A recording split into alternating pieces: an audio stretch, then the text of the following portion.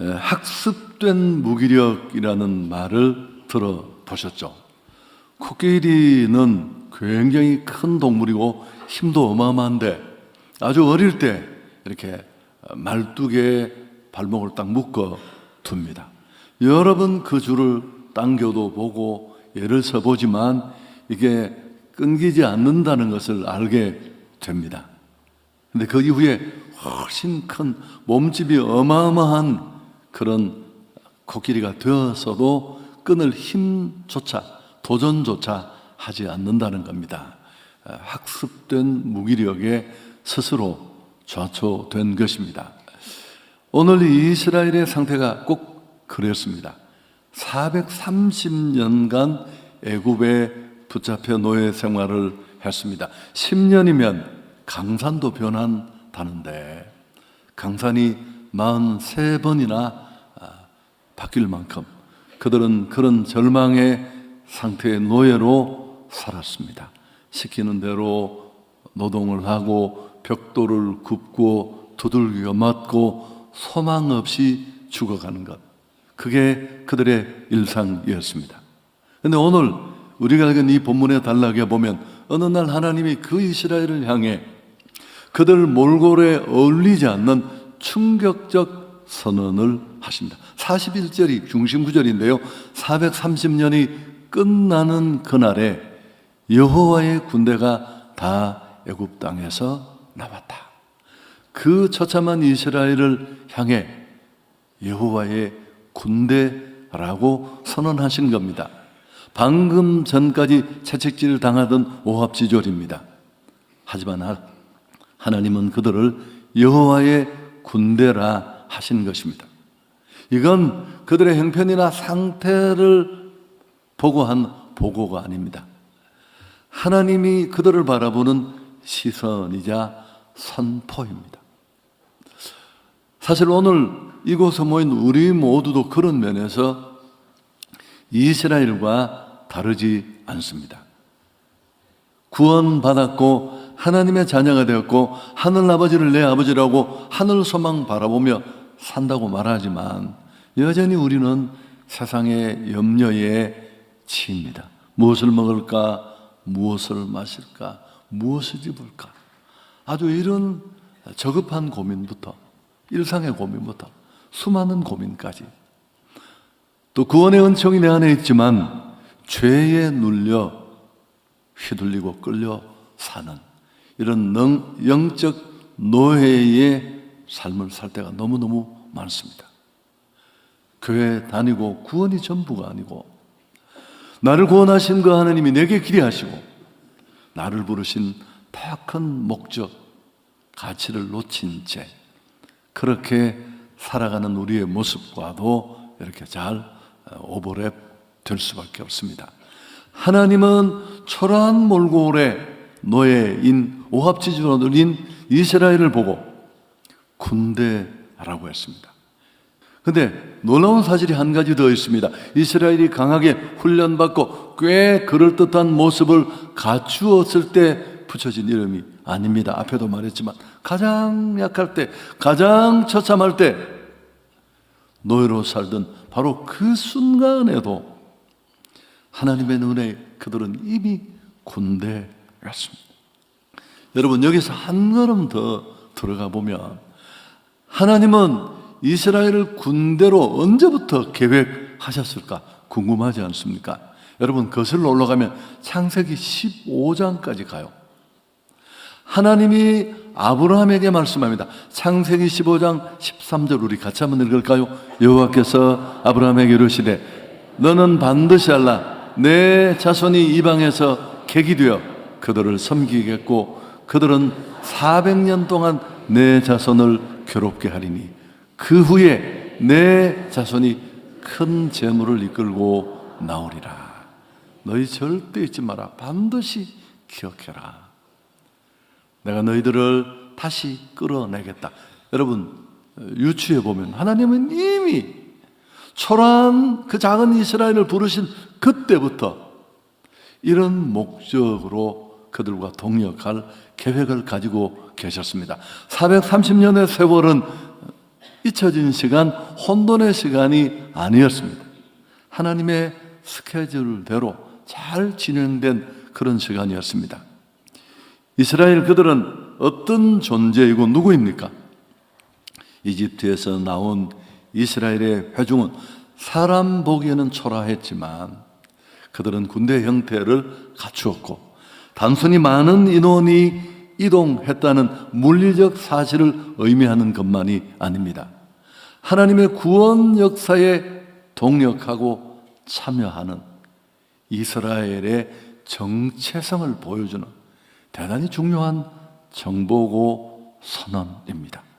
하나님은 자신의 온 세상을 향한 구원 계획과 목적에 이스라엘이라는 이 자기 백성을 군대로 삼아 동력하겠다는 그분의 의지를 분명히 하신 것입니다. 여러분, 기도원은 그리스도인은 누구보다 정체성이 분명해야 합니다. 나는 누구인가? 또 무엇을 위해 살아야 되고 내 인생의 모든 에너지와 자원은 어떤 곳에 쓰여져야 하는가?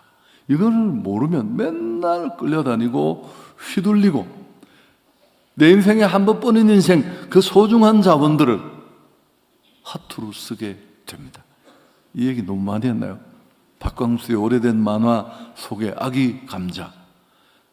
남이 당근이라고 하면 당근인 줄 알고 오이라고 하면 오이인 줄 알고 아기 감자가 있었는데 늘 내가 누군지 정체성에 혼란이 많았죠.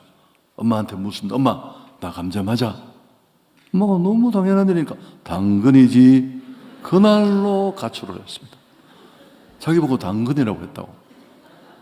집으로 다시 돌아오는데 할머니를 문 앞에서 만났습니다. 할머니가 오랜만에 손주를 만나서 반가웠는데 너무 아직도 숙제가 안 풀렸으니까 할머니, 나 감자 맞지? 오이야 했더니만 또 집을 나갔습니다. 자기 보고 오이라고 했다고. 들은 이야기를 듣고도 웃어주는 여러분의 그 마음은 굉장히 괜찮은 마음이에요. 할머니가 안타깝게 여기면서 쟤는 왜 말만 하면 집을 나가는지 모르겠다고. 여러분, 나는 누구이고 또 뭘 해야 하는지를 놓치고 살면 그것만큼 허망한 인생이 있을까요? 작은 충격에도 요동하고 목적을 잃고 표류하고. 하나님은 우리를 단순히 천국 가는 티켓을 쥔 구경꾼으로 삼지 않으셨어요. 부르지 않으셨습니다. 나 구원받았어. 그 수많은 사람 중에 하나님이 나를 사랑하시고 자기 아들을 죽여서 나에 대한 구원을 보여주셨어. 여러분, 그렇게 눈물 두 방울 땅에 흘리고 천국 가면 큰일 난다는 거 아시죠? 하나님은 우리를 그렇게 편협한 구원에 휘둘리는 인생으로 부르지 않으셨습니다. 나의 구원을 뛰어넘어야 합니다. 사단에게 빼앗긴 여전히 죄를 볼모로 인생들을 잡고 지옥까지, 죽음까지 심판으로 끌고 가는 그 결박을 끊어내고 그들을 하나님 품으로 돌려 여호와를 예배하는 사람으로 바꿔야 될 전도와 선교의 책임이 우리에게 있는 줄 믿습니다. 하나님은 우리를 애초부터 부르는 순간부터 그런 하나님의 군대로 부르셨다는 사실이었습니다. 내가 나를 어떻게 보느냐도 중요합니다. 야, 난 지금 사업이 어렵고 내 꼬라지가 이런데, 여러분, 그건 중요하지 않아요. 우리에게 무척 힘든 일이지만 중요한 건 구원받은 신앙인으로서 나를 하나님은 어떻게 보고 계시는가? 이게 무엇보다 중요하고 본질입니다. 우리는 상실의 시대를 살고 있습니다. 많이 이야기하잖아요. 돈이 없는 게 문제가 아니고 집을 못 산 거 참 불편하지만 그게 문제가 아닙니다. 내가 누구인지 모르는 게. 참, 여러분 표정이 하도 심각해서 호주 가서 들었던 재미있는 이야기라죠. 목사님 한 분이 설교하면서 얘기를 하더라고요. 아이 하나가 너무 궁금해서 아빠한테 물었습니다. 아빠, 사람은 어떻게 만들어지는 거야? 아빠가 뭐라고 했을까요? 원숭이가 사람 되는 거야. 그래서 아이가 또 궁금해서 엄마한테 물었더니만 엄마는 하나님이 사람을 만드셨어. 얘가 헷갈려서 엄마, 아빠는 원숭이가 사람이 된다고 했는데 하니까 엄마가 그거 간단한 거야. 아빠는 그 집 얘기하는 거고 우리는 우리 집 얘기하는 거야. 재밌죠? 이 얘기를 왜 했는지 제가 잘 모르겠습니다. 여러분, 내가 누구인지 모르는 게 진짜 큰일입니다. 우린 단순히 하나님이 지으신 존재일 뿐만 아니라 목적 있는 존재로 만드신 줄 믿습니다. 우린 죄를 범하고 그 목적을 잃어버리는데 다시 자기 아들을 십자가에 못 박아 우리를 구속하시고 구원하시고 부르셨습니다. 부르신 건 보내시기 위한 목적이 분명히 있는데 얼마나 많은 기독인들이 전혀 그 사실을 놓친 채 자기 구원에 온통 꽂혀서 문제의식은 1도 없이 그렇게 살아갑니다. 어느 신학자의 말처럼 현대인의 비극이 여기 있습니다. 자기가 누구인지를 몰라서 정체성을 헷갈려 하니까 혼란, 어려움, 의미 없는 인생을 맞게 되는 겁니다. 잘못된 정체성을 받아들이면 그게 나인 양 착각하며 사는 겁니다. 마치 버킷리스트를 지우며 사는 게 인생인 줄 알고 교회는 그냥 다니면서 삶은 내 방식대로 내 삶은 내 것이고 이게 주도적인 인생의 모습이야. 그렇게 착각하며 인생의 자원을 허투루 쓸 수밖에 없습니다. 재미있는 얘기가 있습니다. 유명한 쇼펜하우어가 길을 가고 있었습니다. 앞에 오던 사람과 부딪혔습니다. 그 사람이 물었습니다. 당신 도대체 누구야? 이때 쇼펜하우어가 대답했대요. 글쎄, 나도 지금 그걸 생각하는 중입니다. 정말 내가 누구요? 그렇게 물었다고 합니다. 자신을 상실하고도 전혀 문제의식조차 1도 없는 인생의 삶을 꼬집은 얘기입니다. 도대체 누구신가요? 예수 믿는 당신은 도대체 어떤 일 위해 부름받았고 존재하는지를 다시 물어보면 좋겠습니다. 우리가 기독인이 이 세상에 휘둘리고 우선순위가 다 망가지고 엉망이 되는 삶의 그 근본 시작에 이게 있습니다. 내가 누구이고 기독인으로 성도로서 나는 어떤 존재인지에 대한 분명한 확신이 없기 때문에 그렇습니다. 이제 우리는 방어만 하는 수동적 신앙을 벗어나야 합니다. 그 편협해서 물러나서 하나님이 우리를 꿈꾸시는, 우리에게 기대하시는 그런 거룩한 전투적 삶으로 나아가야 합니다. 여러분, 군대는 성벽 안에 안주하지 않습니다. 내 신앙을 지키는데 급급한 사람이 아닙니다. 우리는 가야 할 길이 있고 우리를 부르는 곳이 있고 너희는 먼저 그의 나라와 그의 의를 구하라는 우리가 정말 추구해야 될 삶의 방향이 있습니다. 영혼으로 다시 빼앗고 되찾아오는 일을 해야만 합니다. 이 정체성에 걸맞는 내 삶의 모습이 있었는지를 좀 돌아보면 좋겠습니다. 복음을 경험한 사람은 안전한 항구에 주저앉아 있지 않습니다. 거친 바다로 생명을 위해 복음을 들고 나아가는 군대로 일어서야 할 것입니다. 잃어버린 자들을 살려내는 예수님의 그 사랑을 더 공격적으로 전하는 그런 삶으로 나아가야 할 줄 믿습니다. 요셉 이후 이스라엘은 이집트 왕으로부터 억압받으며 430년간 노예 생활을 했습니다. 이러한 절망 속에서 하나님이 그들을 이끌어낸 건 단순한 해방이 아닙니다. 우리의 구원이 나만의 구원으로 끝나지 않는 것처럼 이 약한, 이 초라한 백성을 통해 하나님의 목적을 이루는, 구원의 목적을 이루는 선조적 도구로 사용하기 위해서입니다. 여러분, 하나님의 시간표는 너무너무 정확합니다. 430년이 끝나는 그날 단 하루도 지체되지 않았습니다. 41절도 같이 읽으면 좋겠습니다. 그날에 여호와의 군대가 다 애굽 땅에서 나왔습니다. 여러분, 다 주목하십시오. 한 사람도 주저앉아 있는 사람이 없었습니다. 전체가 함께 움직였습니다. 이게 하나님의 군대의 모습입니다. 이스라엘이 여호와의 군대로 불렸다는 것은 하나님이 그 군대를 이끄는 이스라엘 군대 대장이고 지휘자였음을 말해줍니다. 이제는 내가 가고 싶은 곳이 아니라 나를 부르시는 그분의 명령을 따라 우리는 일어나야 할 것입니다. 하나님의 명령은 그 명령을 청취하고 듣고 아멘 하는 것으로 시작되는 게 아니라 그건 아무것도 못해요. 일어남에서 시작됩니다. 군사는 명령에 살고 명령에 죽습니다. 가서 모든 민족을 제자로 삼아 아버지와 아들과 성령의 이름으로 세례를 주고 내가 너에게 분부한 모든 것을 가르쳐 지키게 하라. 이게 더 그레이트 커미션. 너무너무 중요한. 이건 부탁도 권고도 권유도 설득도 아닙니다.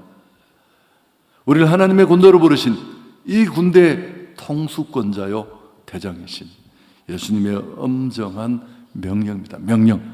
지난 여름 이번 겨울 이 추위 속에 1000여 명 넘는 성도들이 30개국 넘는 국내외 선교지에서 피지땀을 흘려가면서 원래 그만 놀러 가는 거 좋아하고 그 일반 여행 가는 그런 거 하나도 없어요. 거기 와서 그 상상할 수 없는 더위 속에 땀을 흘리고 무엇이 그들을 그렇게 했을까요? 이번 2026년 이 봄 행축 라라입니다. 이름은 다음에 또 말씀드리기로 하고 단순한 프로그램이나 행사가 아닙니다. 영적 포로로 붙잡힌 죄를 볼모로 붙잡힌 영혼들 그들을 다시 그 가족, 친지, 이웃, 지인들을 구출해서 하나님 품으로 돌려드리는 일입니다. 그래서 정말 예배해야 될 여호와만 높이는 그런 예배자로 그들을 회복시켜야 할 줄 믿습니다. 말씀을 정리합니다. 자, 첫 번째, 여러분 정체성을 분명히 해야 돼요. 끊임없이 자신에게도 우리끼리도 나는 누구고 우리는 무엇 때문에 존재하는지 우리는 그저 교제하기 위해서 우리의 구원을 향유하고 누리기 위해서 안 해요. 그건 진짜 착각입니다. 이게 진짜 사탄의 플러팅이에요. 싸워야 될 싸움이 있고 치러야 될 전투가 있고 하나님이 우리를 여태부터 기대하신 목적이 있는데 그걸 놓친 채 얼마나 많은 그리스도인들이 자기 구원에만 안주해 있다가 나 예수 잘 믿고 천국 갈 거야. 그렇게 간단하지 않아요. 천국 가면 보나마나 화장실 앞에서 집합이 이루어질 것이고 또 그 예민한 표정은 내가 잊어버렸던 얘기를 또 생각해서 하겠죠. 무슨 어디 섬에 갔다 왔던 얘기 하지 않겠습니다. 여러분 노예 근성이 이렇게 학습된 것이라면 군대 기강, 기상도 훈련으로 학습되어야 합니다. 사실 이 내용은 우리가 진문식을 갖는 가장 중요한 핵심이에요. 자기 구원에만 정말 싸워야 될 싸움도 놓친 채 괜히 교회 안에 의사 다른 사람과 충돌하고 회의 시간에 붙은 논쟁 때문에 아파서 싸우고 여러분 이게 사단이 보면 진짜 깨춤을 출 일이에요. 우리가 정말 싸워야 될 대상은 영적 전투인 줄 믿습니다. 우리끼리 뭐 그럴 수 있죠. 진군식은 정말 군복을 입고 포스터를 걸고 막 구령을 외치고 진군식을 하고 그러면서 우리 공동체 전체가 한 사람도 예외 없이 야, 내가 정말 군대구나. 우리가 싸워야 될 싸움이 있구나. 내 삶이 참 힘들지만 이래 나도 기꺼이 헌신해야 되겠다. 그런 결단과 각오를 다지는 절차가 바로 진군식입니다. 여러분 이번 금요일에 다 나오셔야 돼요. 우리 그 진군식 퍼포먼스 할 때 기억이 나시는지 모르지만 사실 우리 교회 무대가 좀 넓혔지만 이게 좁은 거예요. 설교하기에는 좁지 않지만 그런데도 귀엽고 온 사람들도 위에 다 올려요. 이유가 뭘까요? 교회당 강단이 얼마나 좁은지를 온 세상에 보여주려고 안 해요. 우리가 다 군대고 예외 없이 모두가 이 일에 부름받았다는 것. 각성시키고 싶은 의지가 있었습니다. 우리는 노예가 아닙니다. 내가 먹고 살고 존재하는 그 일에 붙잡혀 있을, 자기 나라에 코박고 살다가 인생을 끝마치고 예수는 가끔씩 필요할 때 부르는 알라딘 램프 속의 시종 같은 그런 분이 아닙니다. 우리는 그런 일을 뛰어넘어 하나님이 기대하시는 싸움, 그 일을 해내야 할 줄 믿습니다. 옆에 분에게 한번, 당신은 하나님의 군대입니다.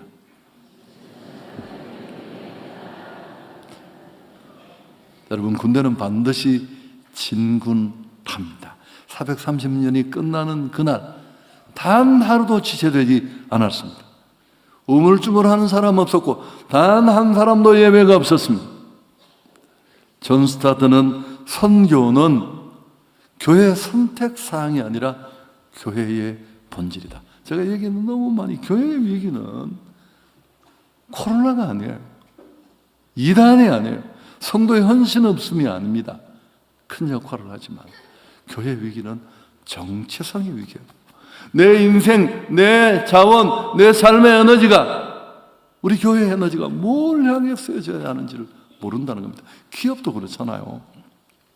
비전 선언문을 만들어 두고 하고 싶다고 돈 된다고 다 끼어들면 그건 망하는 첩경이에요.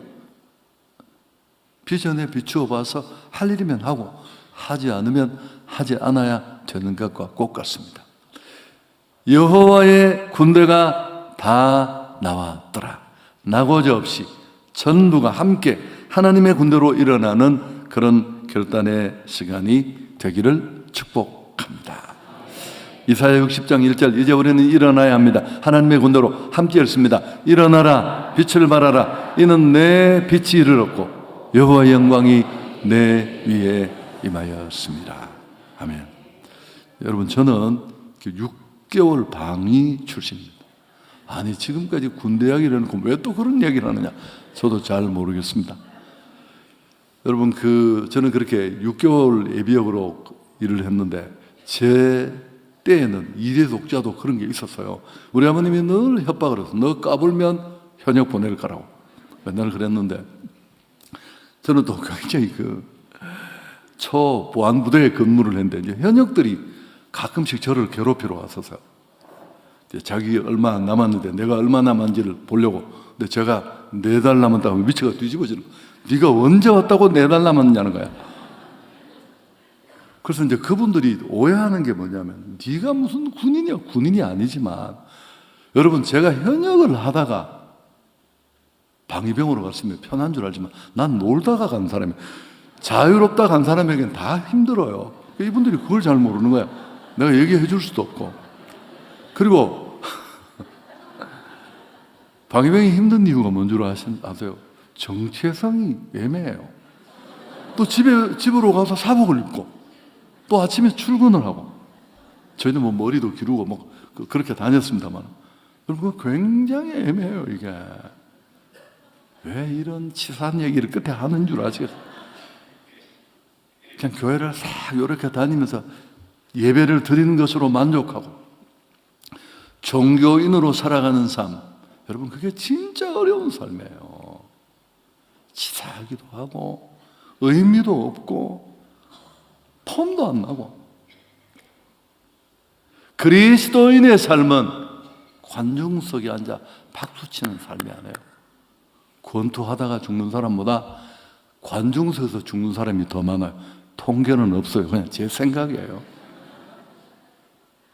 여러분, 정말 저는 제 목회와 신앙의 여정을 돌아보면 별로 내세울 것 없는데 이 본질 하나 붙잡고 흉내만 내세요. 열심히 하는 우리 성도들에게 부끄럽지만, 그렇지만 하나님은 그 작은 진심에도 정말 행복한 일을 넘치게 해주셨습니다. 여러분이 진짜 진심을 가지고 우리가 살아내야 될 영적 군대로의 부르심에 기꺼이 일어나 응답할 수 있는 그런 시간이 되기를 축복합니다.